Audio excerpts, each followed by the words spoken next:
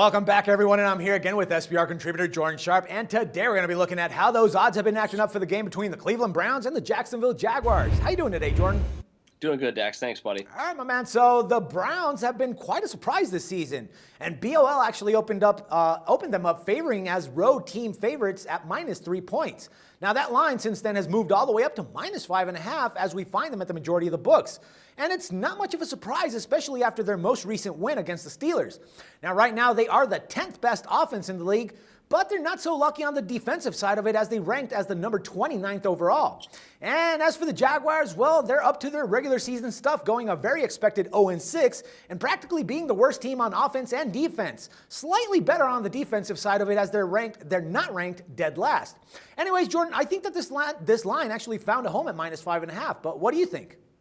Yeah, I was actually surprised it moved that high. I was thinking after it was at 3, I thought it would be a little bit low, and I thought it would increase, but 2.5 points from where it opened at -3, and even at -6, like you said, at Bovada and UWager right now. I mean, that's incredible line movement for a game like this.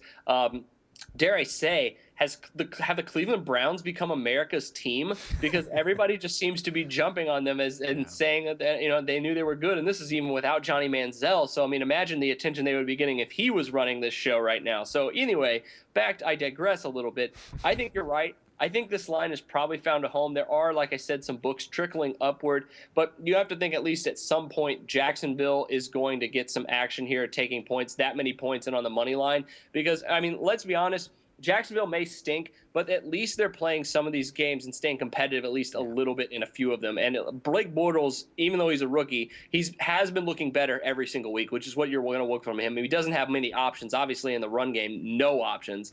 But, I'm not going to just write off Jacksonville for the rest of the season because they could potentially go on one of those runs like we remember from about the last third of last season where they, I think, won and covered 4 games in a row. Yeah. So they have it in them. I'm not going to completely jump on Cleveland in this game either, but I did write an article about this game, actually, and I think there's an interesting angle to this without the spread. I think actually the total may be a little bit better of a wager than the spread because 5.5 points, you can't trust either of these teams at that number. But for the Jaguars, the over has cashed in 5 of their last 7 games at home, and the Browns are 9-4 covering the over in their last 13 games against the AFC. So not a bad value, I think, to go on the over in this game because let's be honest, neither one of these two defenses are playing that well right now, and both offenses seem to be at least slightly trending upwards. So lay off the spread, go with the total in this game if you even touch this game at all. Yeah, I agree, man, especially since the Browns have been putting up, like 20-plus points in the last 3 or 4 games so far?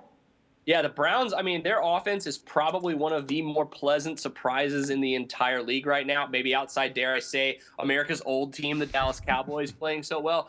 But the Browns are also allowing about $150 on the ground every game and about 260 passing yards through the air per game, while the Jacksonville Jaguars right now giving up about 300 a game through the air.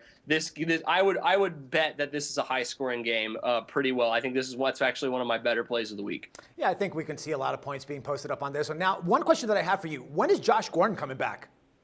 I thought it was week 12 that he was suspended through, so I believe he might be available for the last 4 or 5 games of the season. I'm not quite sure on that, but the last I heard, I believe he settled for around 10 to 12 games or something like that. That's definitely something interesting to see when him and Hoyer start playing. I mean, I definitely believe that that's going to spark it up a little bit more for that team. Yeah, no, it's funny because you just mentioned that. I completely forgot about Josh Gordon. Like, that's how well the Browns have been playing. And it is a 10-game suspension, so he'll be ready to come back. And they've already had their bye week, I believe. Mm-hmm. So he could be ready to go here for the last 6 games of the season. That could be crucial for the Cleveland Browns. I mean, if like I said, man, only way I can put it is they're the new America's team. That's it. Could we see them in the playoffs? Do you think, my man?